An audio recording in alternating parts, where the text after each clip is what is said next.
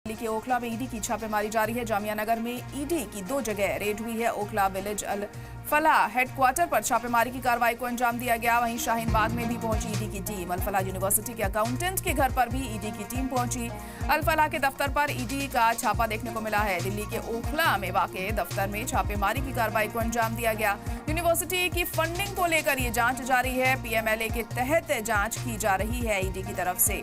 तो बड़ी और अहम खबर इस वक्त आपको बता रहे हैं। ईडी की छापेमारी की कार्रवाई लगातार जारी है। अल फलाह यूनिवर्सिटी सवालों के घेरे में है लाल किले धमाके के बाद, और उसके बाद से ही ये जांच पुरजोर तरीके से हो रही है। और अब ईडी छापेमारी कर रही है। जामिया नगर के कई इलाकों में ये छापेमारी की जा रही है। 2 जगह रेड डाली जा रही है। ओखला विलेज अल फलाह हेडक्वार्टर पर ये छापेमारी हो रही है। इसके अलावा शाहीन बाग में भी पहुंची है ईडी की टीम।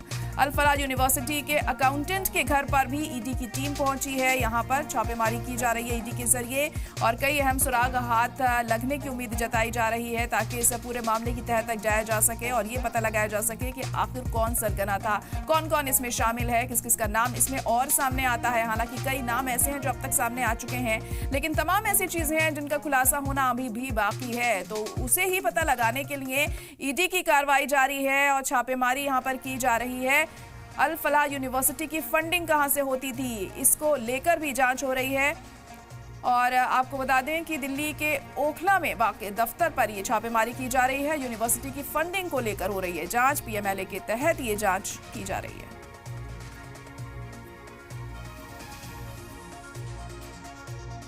दिल्ली ब्लास्ट के बाद लगातार अल फलाह यूनिवर्सिटी पर शिकंजा कसता जा रहा है। ईडी की एक टीम ओखला में आज सुबह 7 बजे से पहुंची है। ओखला में जो हेडक्वार्टर है वहां पर पहुंची है। उसके बाद जो अकाउंटेंट है अल फलाह यूनिवर्सिटी के, उनके घर पर भी ईडी की छापेमारी इस टाइम चल रही है। मैं आपको दिखाऊं, ये एक्सक्लूसिव तस्वीरें आपको मैं दिखा रहा हूँ। इस टाइम अबुल फजल पार्ट 2 शाहीन बाग का इलाका है और मकान नंबर 17/3 है, जिसमें ईडी के जो टीम है वो अभी भी मौजूद है। भारी तादाद में जो फोर्स है वो जो है यहाँ डिप्लॉय की गई है। और साफ तौर पर है कि ईडी का शिकंजा भी अब लगातार अल फलाह यूनिवर्सिटी पर कसता जा रहा है। जितने भी आते हैं, देश भर में तकरीबन 25 ऐसे ठिकाने हैं जहाँ पर ईडी ने रेड की है और लगातार इस तरीके की छानबीन, सारे डॉक्यूमेंटेशन, चाहे वो ट्रस्ट से लेकर हो, चाहे वो लैंड एक्विजिशन का हो, या किसी भी तरीके की जो भी चीज़ें हैं उन सभी को बारीकी से खंगाला जा रहा है। हालांकि इससे पहले भी कहा गया था, क्राइम ब्रांच ने भी छानबीन की थी और उसके बाद जो है ईडी ने भी आज अपना शिकंजा अल फलाह यूनिवर्सिटी पर कसा है। हालांकि कहा यह जा रहा था कि जिस तरीके से ब्लास्ट में नाम आने के बाद जो डॉक्टर्स पकड़े गए हैं, मेन आतंकी जो पकड़े गए हैं, उनका सीधा कनेक्शन अल फलाह यूनिवर्सिटी से था, क्योंकि वो वहाँ पर जॉब कर रहे थे।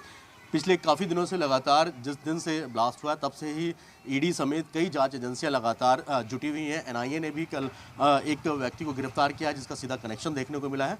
और ये मकान नंबर इसी में देखेंगे आप 17/3 है, जिसमें इसी बिल्डिंग के अंदर जो है सुबह 7 बजे से जो ईडी की रेड है वो चल रही है। यानी साफ तौर पर कह सकते हैं कि अब अल फलाह यूनिवर्सिटी पर जो ईडी का शिकंजा है वो कसता जा रहा है। ये एक्सक्लूसिव तस्वीरें हैं। इस वक्त जो आप देखेंगे, भारी मात्रा में फोर्स को डिप्लॉय किया गया है, पैरामिलिट्री फोर्सेस को डिप्लॉय किया गया है, और साथ ही साथ जो 25 ठिकाने हैं अल फलाह यूनिवर्सिटी से जुड़े हुए लोगों के, उन पर आता है। अल फलाह का जो हेडक्वार्टर है, ट्रस्ट का जो हेडक्वार्टर है, वो ओखला विलेज, ओखला गाँव में है। और इस ट्रस्ट के भी सारे कागजात को ईडी खंगालने की कोशिश कर रही है। आरोप यह है कि फॉरेन फंडिंग को लेकर भी आरोप लगाए गए थे। उसके बाद कह सकते हैं कि जिस तरीके से ईडी ने जब पूरा मामले को संज्ञान में लिया, उसका फॉरेन फंडिंग की बात हो, उसमें और कई ऐसी चीज़ें हैं जिसको ईडी अब तलाश करने में जुटी हुई है।